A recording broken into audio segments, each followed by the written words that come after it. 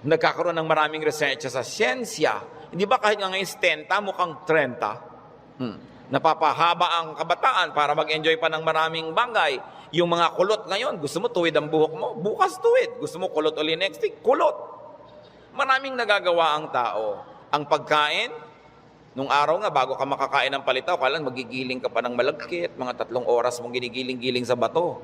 Ngayon, punta ka sa Via Mare, mamimili ka ng lahat. Parang piyesta araw-araw. Maraming tao nung araw, pagka piyesta lang nakakakain ng lechon. O kaya ng karne. Kasi hindi naman available. Pero ngayon, pipiliin mo pa. Puro leg ba? Puro likod? Puro ano? Napipili. Ang trend ng buhay, pag tinan nyo mga kapatid, papaganda. Huwag kayo nawawala ng pag-asa at huwag kayo nagpapalungkot dyan. Kasi God is in control. Ngayon, pag nagpapakinig kayo din sa mga prophet of doom, sa sobrang prophecy, lulungkot din kayo. Diba? Ang alam natin, ang ending ng lahat ng